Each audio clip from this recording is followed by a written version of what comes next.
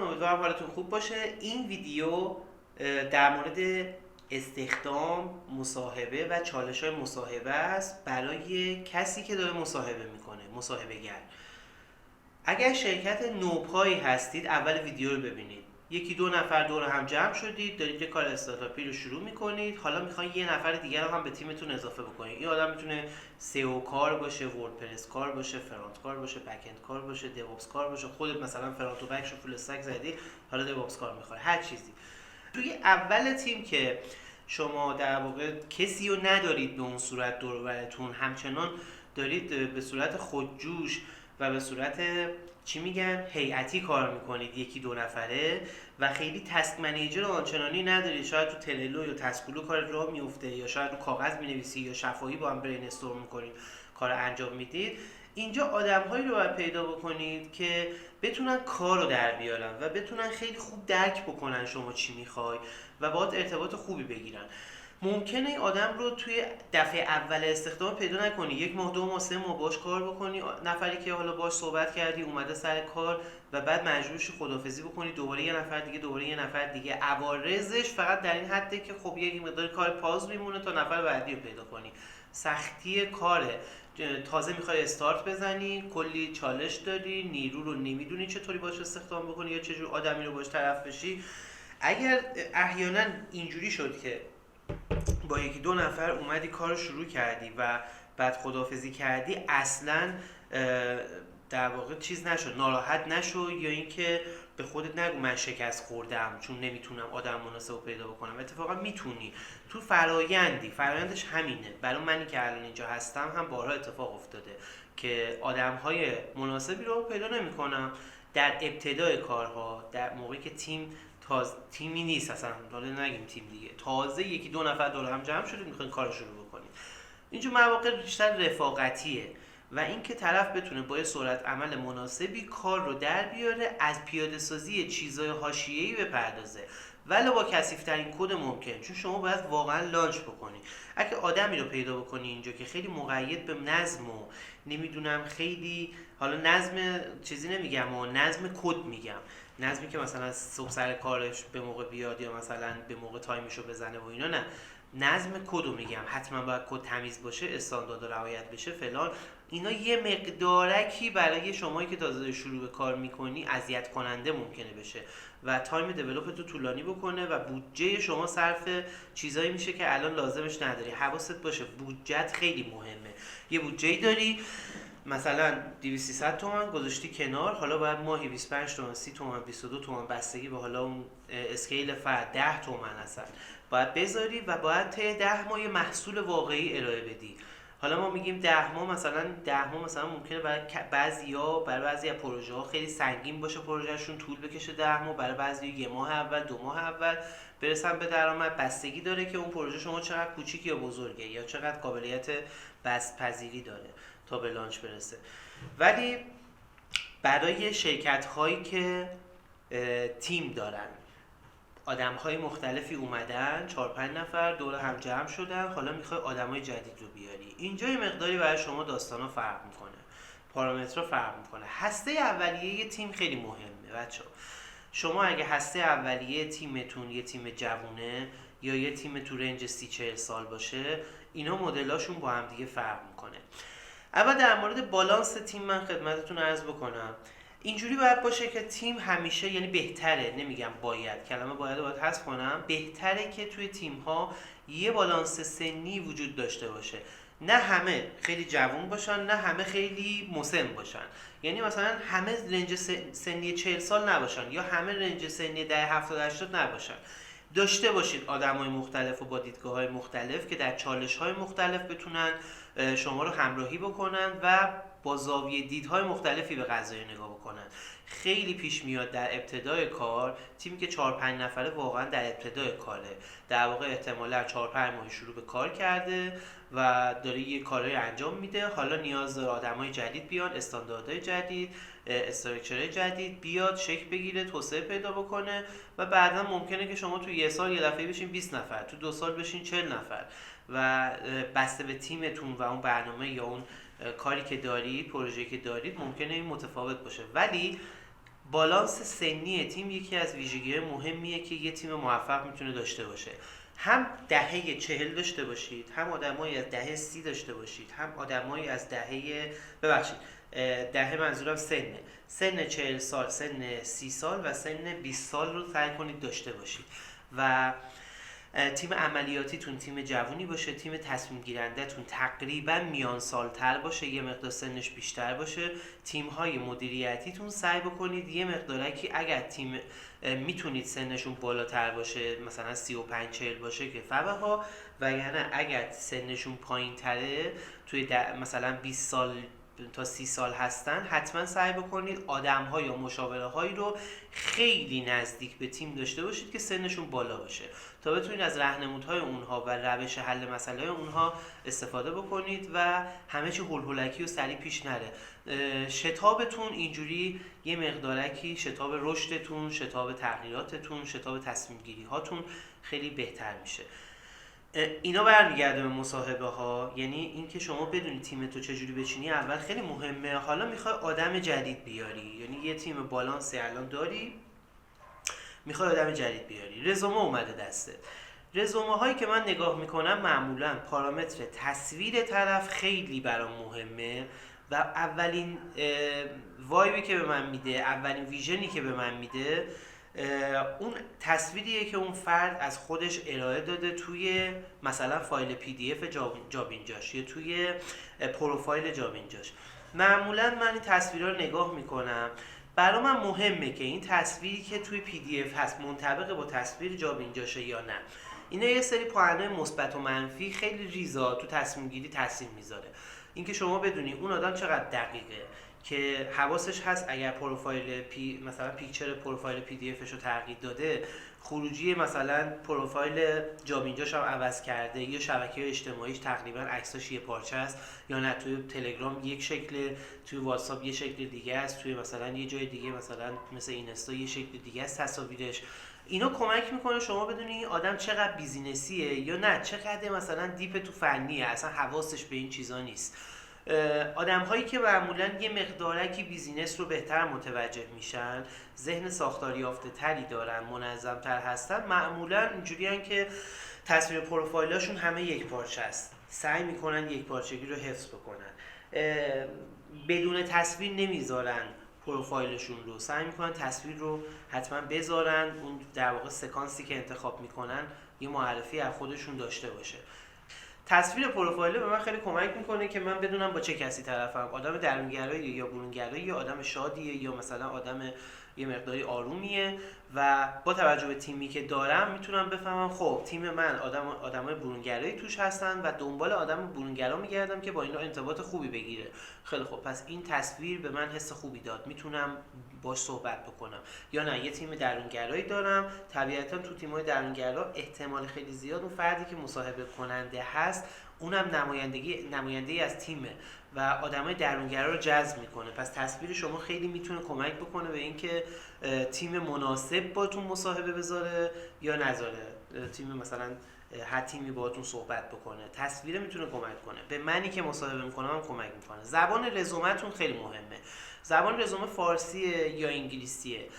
اگه شما چندین سال سابقه کار داری و رزومه رو انگلیسی نوشتی، خب اوکی، من بتونم نمونه کاراتون رو ببینم به عنوان مصاحبه کننده و بتونم متوجه بشم که خب شما چندین کار مختلف انجام دادی، دم به دقیقه از شرکت ها نیومدی بیرون تو دو ماه شرکت عوض بکنی و اینجوری رزومه یا نمونه کار متعدد بسازی. واقعا رفتی 2 سال یه جا کار کردی، 1 سال یه جا دیگه کار کردی، 2 سال دیگه یه جا دیگه کار کردی، وفاداری تقریبا برای من اثبات میشه که خب شرکت 1-2 سال میتونه شما رو نگه داره و شما هم میمونی اونجا، مگه اینکه حالا اتفاق مثلا تغییر ساختار مدیریتی بیفته یا هر چیز دیگه تو حقوق و اینا، بعد از اونجا میری. خب این کمک میکنه که من بفهمم شما در واقع چه جور آدمی هستی. ولی زبان رزومت اگر به عنوان یه جونیور که تازه شروع به کار کردی انگلیسی باشه، به شخص من معمولا اینجوری هم که رد میکنم.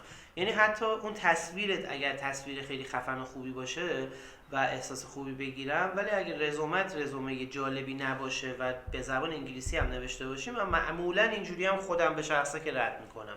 بقیه نمیدونم چه کار میکنن، بر اساس چه پارامترهایی اینو در نظر میگیرن، شاید برن نگاه بکنن که خب این آدم تیک زده اینو بلدم، ولی برای من اون در واقع شخصیت طرف خیلی مهمتره، اینکه خودش رو در کجا میبینه.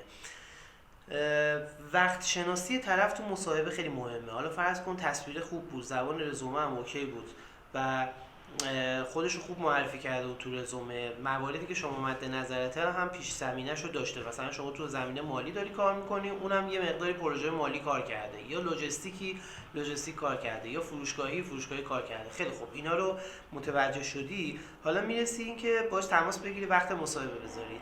دو طرف باید وقت شناس باشن. اگه برای فردا بعد از ساعت 4 میتینگ میذاری، حتما باید براش کلندر بکنی به ایمیلش و بعد زنگ بزنی باش دبل چک بکنی که رسید، متوجه شدی، اکسپتش کن. فردا رأس ساعت 4 شما باید حاضر باشی. چجوری حاضر باشی تو جلسه؟ به عنوان فردی که مصاحبه میکنه باید یه فضای مناسب و خوبی رو برای فرد ایجاد بکنی، با یه رفتار درست، خنده، حالت رفاقتی. این حس رو بهش بدی که من اومدم با تو رفیق بشم تا بفهمم که میتونیم با هم همکاری بکنیم یا نه. در بعضی از مصاحبه ها که حالا من میشنوم توی رزومه هایی که میگیرم و مصاحبه میکنم، افراد میگن که خب شرکت ها دیگه اینجوری هن که یه آدم خیلی خشکی میاد میشینه شروع میکنه سوالات فنی پرسیدن، اصلا براش مهم نیست من خوش رفتارم بد رفتارم، مثلا چه میدونم به من یه حسی بده بتونه منو بیشتر بشناسه، فقط سوال فنی ها براش مهمه. و من اصلا از همون اول حتی اگه آدم خوشخنده‌ای هم باشم میرم یه دفعه تو لاک خودم که تدافعی برخورد بکنم و این مصاحبه زودتر تموم بشه. پس بنابراین شما اگه با این نابغه هم طرف باشید، وقتی که حس خوبی تو مصاحبه بهش ندید، اون نابغه فرار میکنه و دوست نداره خودش رو باز بکنه، اطلاعات بیشتری به شما بده و در اختیارتون بذاره و دوست نداره با شما همکار بشه، چون اولین برخوردش با شما برخورد خوبی نبوده. سعی کنید به عنوان مصاحبه کننده دوربینتون رو جایی بذارید که پشت به تیم باشه، یعنی تیم شما رو مصاحبه شونده ببینه، پویایی شرکت شما رو ببینه، فضاتون رو ببینه. من بعضی وقتا تو مصاحبه جوریه که میذارم رو به تیم و حالا مثلا اتاق جلسه ما از شانس خوبمون الان شیشه ایه و خب رو به تیم میتونم صحبت بکنم. وقتی که فرد تیم رو میبینه، مثلا میبینه خانم ایکس که اونجا نشسته، بهش یه بای بای هم میکنه. یعنی بچه ها سعی میکنم بهشون گفتم که اگر دوست داشتین با فردی که من دارم میتینگ میکنم مصاحبه میکنم حس خوبی گرفتید از پشت شیشه، بعضی وقتا واقعا از پشت شیشه بچه ها احساس خوبی میگیرن، بهش بای بای کنید، سلام کنید و اون احساس بکنه که چقدر کشش دارن بچه ها برای یه فرد جدید که انرژی خوبی داره. این خیلی بیشتر مهمه تا اینکه شما بیه سوال فنی بپرسی. شخصیت فرد به شما کمک میکنه که تیمتون تیم راضی باشه و از اینکه به این آدم داره دانش منتقل میکنه، آنبوردش میکنه، در مورد مسائل مختلف توضیح میده، حس خوبی بگیره و در مقابل اون آدم هم سریع آنبورد بشه و بتونه اون حس رو برگردونه به تیم و هم‌افزایی اتفاق بیفته. ولی اگر شما حس خوبی به اون فرد ندی، خب اون فرد رو دست میدی و توی تیم هم که میاد احتمالاً چون تو مصاحبه یه جور دیگری باش برخورد شده، توی تیم خیلی راحت نمیتونه آنبورد بشه و اذیت میشه. خیلی مهمه که اون فرد استعداد یادگیری داشته باشه تا یاد داشتن خیلی چیزا. میای میشینی پای مصاحبه بهش میگی تو داکی رو میدونی؟ اگه مثلا بزنن دشتی مثلا تو دستور داکر ران چه اتفاقی میفته؟ این دشتی چی کار میکنه؟ خب بنده خدا ممکنه ندونه و اصلا مهم هم نیست که بدونه، چون این دشتی یه چیزیه که من الان میتونم بهت همینجا بگم و تو دیگه تا آخر اون یادت میمونه و اگه بری باش کار بکنی که دیگه چه بهتر. ولی من دارم با این سوالات رو میرونمت و سوال چیپیه واقعا. خیلی از مباحث فنی رو به جای اینکه بپرسید، بیاید توی تست ها ببینید اون فرد چقدر براتون در واقع میتونه اون کار رو انجام بده، یا میدونه یا مفهومش رو میدونه یا نه. چون اگه شفاهی بپرسی و بعد بیاد عملیاتی تست بده، احتمال اینکه فیل بشه زیاده. چون شما فکر میکنی که آره من شفاهی که پرسیدم مثلا ابسترکت میدونی چیه یا نه، خب باشه تئوری رفته خونده، ولی آیا عملیاتی ازش استفاده کرده؟ به جای اینکه سوال فنی رو بپرسی، میتونی مفهومی بپرسی. مثلا بپرس اگه من بخوام مثلا 5 تا درگاه SMS داشته باشم توی سیستمم، اینو شما چجوری دیزاین میکنی؟ اگه حالا خیلی میخوای سوال فنی بپرسی، مفهومی بپرس تا اون بگه که خیلی خب من این کارو میکنم، یا مثلا صریحا بگه من از دیزاین پترن فلان استفاده میکنم. اگه اینجوری برید بهتره تا اینکه صریحا دقیقا سوال بپرسید، همون اولم بپرسید. من معمولا بیوگرافی میگیرم از فرد، با خنده شروع میکنم، حالشو میپرسم، میگم اهل کجاست، مجرده، متأهله، چند سالشه، بعد میگم منم سنم انقدره، چقدر جالب. سعی میکنم نقطه مشترکامون رو پیدا بکنم، یه رفاقت یا ایجاد بکنم و بعد حالا حس خوبی شده، آرامش داریم هر دو نفر و اون فرد اصلا استرس نداره. حالا حتی به راحتی نکات منفی خودش رو هم حتی با اینکه میدونه ممکنه به ضررش بشه به شما میگه و تو تصمیم گیری هم به خودش و هم به شما کمک میکنه. پس سعی بکنید که با افراد رفیق بشید، فرایندی باشون بیاین جلو، سعی کنید از زندگیشون یه مقدار بدونین چی شد وارد این کار شد، چه اتفاقی براش افتاد، از کجا شروع کرد، چالشاش چی بود و این خیلی بهتون کمک میکنه که هم خودتون حس خوبی داشته باشین و بعد با اعصاب خورد نیاین بیرون که وای این آدمم نشد، چون خودتون حس خوبی بهش ندادین. و همین که بتونید بهتر بشناسید اون آدم رو و انتخابتون رو راحت‌تر انجام بدید. چون وقتی طرف شروع میکنه همه یه موارد رو توضیح دادن در مورد خودش، شما میتونید نکاتی که برات مبهمه یا چالشایی که دوست داری توی کار ببینی باش درگیر شده یا نه رو وقتی میرسه به اون خاطره ازش بپرسی و اونجا خیلی با روی باز سویچ میکنه و توضیح میده، دیپ میشه. و نرم اینجور مصاحبه ها معمولا 20 دقیقه است، 20 دقیقه، نیم ساعت، ممکن تا 40 دقیقه هم بره و مصاحبه میتینگ تا 40 دقیقه 45 دقیقه هم داشتم و توی این 30 دقیقه 40 دقیقه هرچی طولانی تر میشه یعنی شما داری بیشتر در واقع خودت رو مطمئن میکنی که این آدم مناسب هست که بیاد حضوری باش صحبت بکنی یا نیست و شما باید این تایم بذاری. اگه این تایم رو نذاری ممکنه یه آدم خیلی خفن رو دست بدی یا ممکنه که یه آدم خیلی مثلا کسی که با پارامتر جو در نمیاد رو استخدام بکنی چون درست 20 دقیقه وقت نذاشتی و حالا میخوای چند روز زمان رو صرف این بکنی که این آدم که اشتباه انتخابش کردی بیاری تو تیم، وقت تیم رو بگیری، تست بگیری ازش و اون 20 دقیقه میتونست همه چیز رو باید مشخص بکنه. پس لطف کنید 20 دقیقه وقت بذارید، حتما توصیه‌مه به عنوان برادر که حس خوبی بدید تو مصاحبه، وقت کافی رو بذارید، با طرف رفیق بشید، بذارید نکات مثبت و منفی در روند مصاحبه خودش رو نشون بده و خیلی نرید فنیش بکنید، فنی رو بذارید تو مصاحبه حضوریتون و سعی کنید تستای درستی هم بگیرید. فرجه آموزشی من میدم به بعضیا. ممکنه که احساس بکنم طرف استعداد خوبی داره ولی مردد باشم، یعنی بعد از اینکه 20 دقیقه باهاش صحبت کردم بازم احساس مرددی داشته باشم که ببین این ممکنه که بین این داشتن استعداد و شتاب یادگیری یا نداشتنش تاب بخوره، هنوز نفهمیدم. معمولا اینجوری هم که میگم خیلی خوب این مبحث رو بلد نیستی شما، برو بخون در موردش. بعد میام ازت سوال میپرسم ببینم چه چالشایی داشتی، هفته دیگه با دوباره مصاحبه میکنم. هفته دیگه سر وقتی که باش صحبت کردید حتما دوباره تماس بگیرید باشون و مصاحبه رو بذارید و اونجا مشخص میشه که این آدم شتاب یادگیری خوبی داشته، تونسته مفاهیم رو درک میکنه یا نه و به درد تیم شما میخوره یا نه. خب اگر بازم بخوای این فرد رو بیاری توی تیم و تست اونجا ازش بگیری، چند روز باش درگیر باشی، همه تیمت درگیر میشن و یه تایمی رو دیستروی کردی تیمتو، ولی میتونی تو فرآیند مصاحبه با فرجه دادن و دوباره پرسیدن در بیاری که خیلی خوب این آدم اینا نمیدونست ولی رفت خوند فهمید. همین که میتونه بفهمه اینها رو یعنی اینکه استعداد داره و میتونه یاد بگیره. پس گفتم دونستن اون تو مصاحبه، دونستن خیلی مباحث تو مصاحبه خیلی مهم نیست، چون ما الان در اصل ارتباطاتیم، افراد میرن میخونن و اگه بتونن یاد بگیرن اون اهمیت بیشتر و ارزش بیشتری داره. هدف فرد خیلی مهمه. اگر با رزومه های جونیور دارید مصاحبه میکنید، افرادی که انگیزه خیلی قوی دارن برای اینکه یاد بگیرن و پیشرفت بکنن یه مقداری از نظر به شخصه از نظر من ارجح‌ترن به نسبت افرادی که یه همچین انگیزه ندارن. برای مثال من طرف رو دارم میگه که من کارگر بودم، بعد کارگر ساختمون بودم، به خاطر اینکه مادرم مریضی کلیوی داره و از اون طرف هم عاشق یه دختری هستم که خیلی یه مقداری های لوله و با خانواده ما نمیخونه، من به این نتیجه رسیدم که کارگری شغل مناسبی نیست، باید خودم رو تغییر بدم، باید آپدیت کنم. خب رفته تعمیرات موبایل کار کرده، اول نرم افزار بعد سخت افزار، حالا با مثلا تو مصاحبه که با من داشت از شانس خوبشه بعدش من کاملا به سخت افزار نرم افزار موبایل اشراف دارم. سوال پرسیدم ازش چجوری شابلون میزنی، اونجا چجوری آمپر کشی میکنی، اگه گوشی اینجوری آمپر بکشه معنیش چیه. نفهمیدم که استعدادشو داشته و تونسته اونجا خوب یاد بگیره. خب بعد اومدم جلوتر و بعد فهمیدم که این آدم انگیزه‌ای که داره بهش کمک میکنه که خیلی مفاهیم رو که واقعا سخته در کوتاه‌ترین زمان یاد بگیره. یعنی مثلا تو بحث تعمیرات موبایلش که 4 ماه درگیر بود، خوب دیپ شده بود تا جایی که تونسته بود مثلا آیسی شابلون، در واقع شابلون آیسی رو بزنه و آیسی تعویض بکنه یا ریول بکنه. خب این خیلی کاریه که تعمیرکار تخصصی بعد از 1-2 سال انجام میدن یا اجازه میدن این فردی که کارآموزشون رو انجام بده. به این راحتی نمیذارن دست به آیسی ها بزنن چون گوشه ممکنه خاموش شه.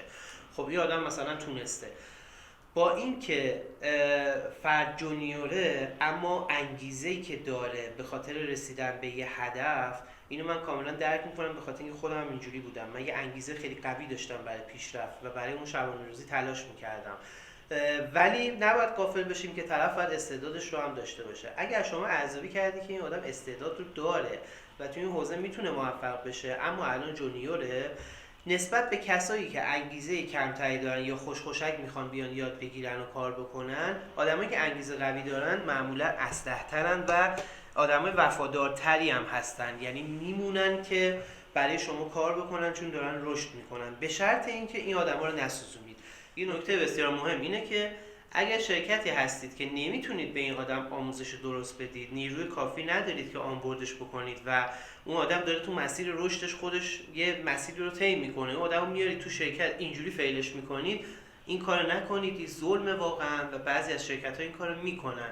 یعنی طرف میاد میگه خیلی خب من انگیزه قوی داشتم، فلان بودم، بیسار بودم، ولی رفتم توی یه شرکت گفت بیا به صورت کارآموز ما بهت یاد میدیم. بعد اومدن گفتن که شما بیا خودت این مباحث رو یاد بگیر، بعد بیا برامون پروژه بزن. بعد من فهمیدم مثلا اینا فرانت کار ندارن یا بک اند کار ندارن، میخوان من یاد بگیرم براشون کار کنم.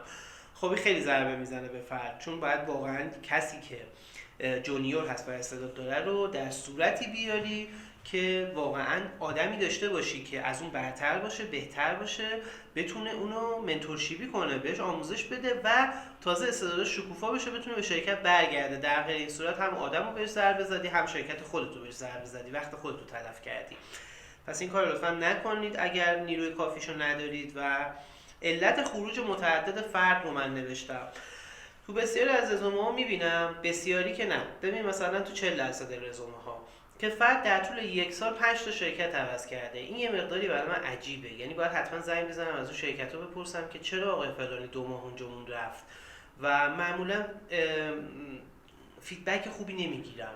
یعنی آدم مثلا مشکل داره یا با تیم جور نشد یا مثلا چه میدونم زود خیلی چیزا بهش بر میخوره، زود رنجه، تسکاشو به موقع انجام نمیده یا بی‌نظمه.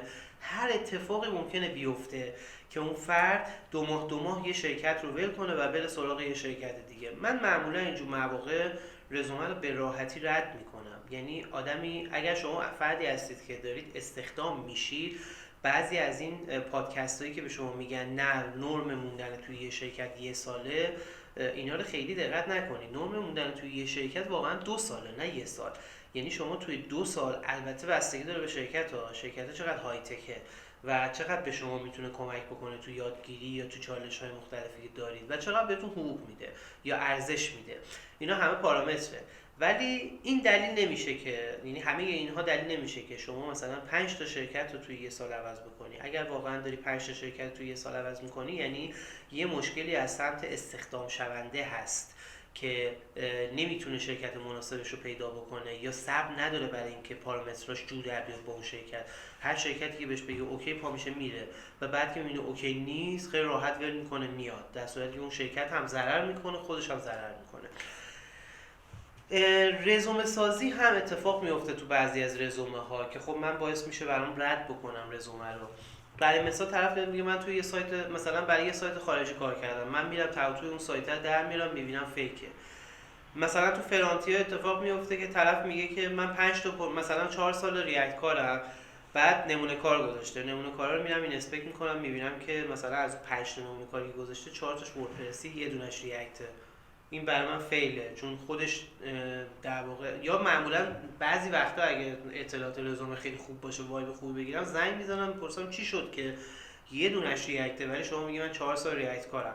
اگه ببینم که مثلا اون اوکی اون فرد حالا چیزه، اونجاست که دیگه سینجین فنی میکنم. یعنی معمولا میتینگی میذارم دیگه، دیپ میشم رو فنی، از شخصیت میگذرم، ببینم یه آدم واقعا ادعای اولیش که در واقع اساس کل رزومه است که میگه من 4 سال ریاکت کار میکنم درسته. اگر مطمئن شدم حالا میرم دیگه سراغ اون، دوباره از اول مصاحبه‌مو شخصیتی شروع میکنم و میرم جلو. پارامترهای تیمی خیلی مهمه. همه این کارا رو بررسی کردید و دیدید اوکی این رزومه، این آدم، این فردی که در واقع قرار ارزش بده به سازمان شما و شما برای این آدم ارزش آفرینی بکنید متقابلا، حالا میخواد بیاد توی تیم. قبل از اینکه وارد تیم بشه، تو همون مصاحبه اولیه که شخصیتیه که دارید بیوگرافی میگیرید، اونجا شما باید حتما تیمت رو در نظر بگیری. اینکه اون آدم جنسیتش چیه، نمیخوام تبعیض جنسیت قائل بشم، بالانسه، ولی جنسیت خیلی مهمه توی تیم. اینکه شما چند نفر خانم دارید، چند نفر آقا، و بسته به تیم‌های مختلف این متفاوته.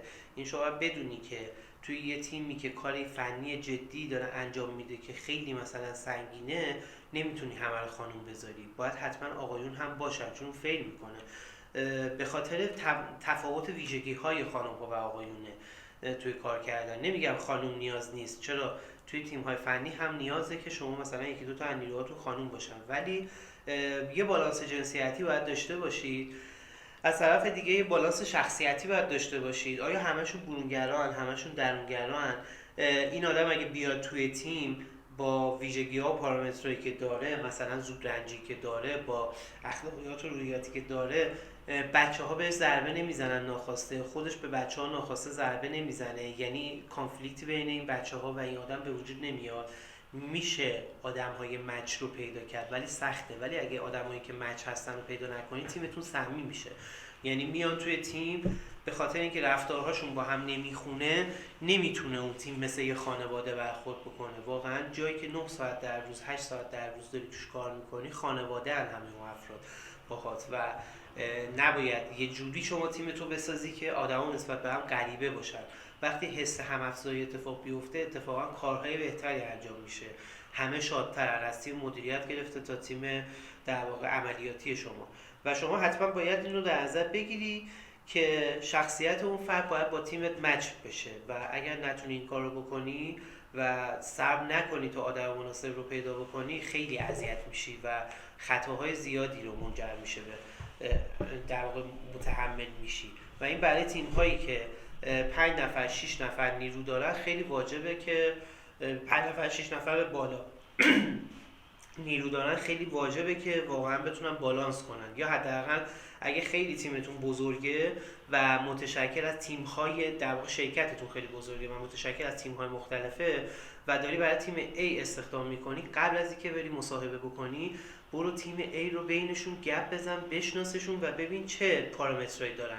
پارامتر سن خیلی مهمه. باید اون تیم بالانس سنی داشته باشه، همشون جوون نباشن دهه مثلا 80 باشن، همشون دهه مثلا 60 هم نباید باشن.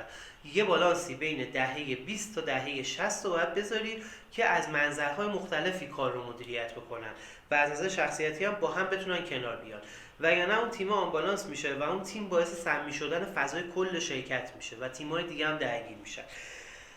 سن رو گفتم، پارامتر شخصیت رو گفتم، پارامتر جنسیت رو گفتم، پارامتر سرعت عمل خیلی مهمه. یک پارچگی در تیمتون از نظر عملیات، سرعت عملیات خیلی مهمه. شما آدمایی رو استخدام کردی که آدمای اجایلی ان، دست تایپشون تنده، سریع فکر میکنن، حالا میری یه آدمی رو میاری که بسیار کنده و میشینه پای کیبورد و 2 ساعت بلند نمیشه، بعد تازه میبینی یه کامپوننت کوچیکی که آقای ایکس میتونه مثلا تو 10 دقیقه پیاده کنه، ایشون تو 2 ساعت زده، تو 3 ساعت زده. این باعث آمبالانسی میشه.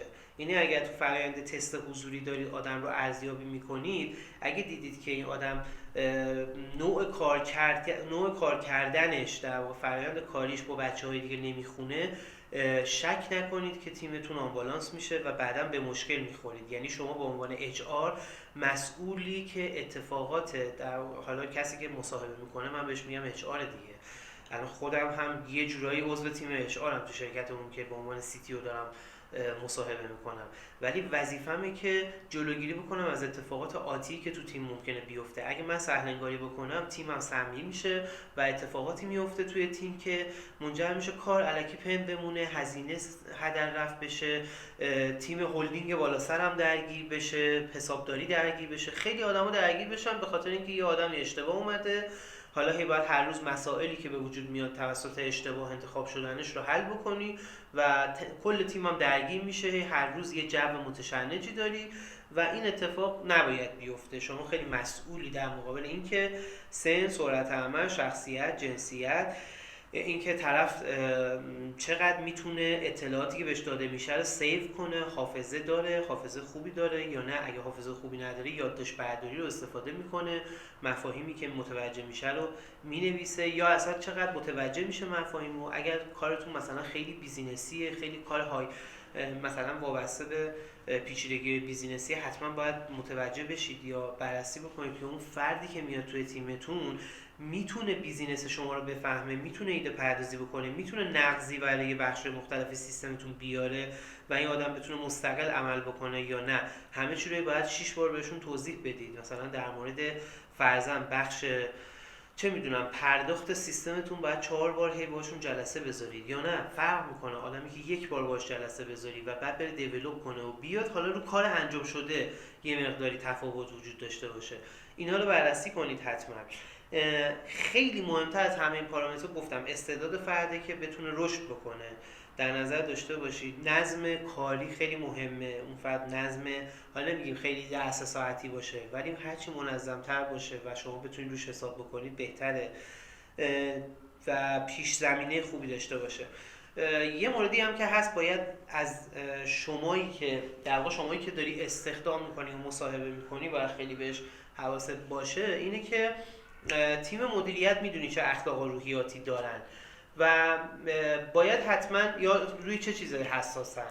یعنی اگر تیم مدیریتی داری که توی خود بدنه شرکت هستن و دارن دائما با بچه‌ها ارتباط برقرار میکنن، قطعا آدم‌های مختلف روی یه سری چیزا حساسن نسبت به آدمایی که باشون در تعاملن. اون حساسیت‌ها رو سعی کن که دقیق بررسی کنی تا خطایی رخ نده که مدیریت درگیر بشه با اون کارمند یا اون نیرویی که داری استخدام میکنی و سر اون موضوعی که شما میدونستی که حساس هستن و نباید این آدمی که مثلا این ویژگی رو داره بیاری توی تیم و آوردیش، حتما دقت کن.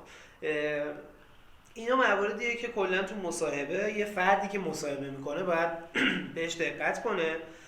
و من همیشه تو سوالو میپرسم، میگم که شما به عنوان مثلا آقای ایکس، تیم من که یه تیم جوونه، یه تیم فعاله و من خودم تک تک این آدم رو استخدام کردم، چرا باید شما رو توی خودش در واقع به عنوان یه عضو جدید بپذیره؟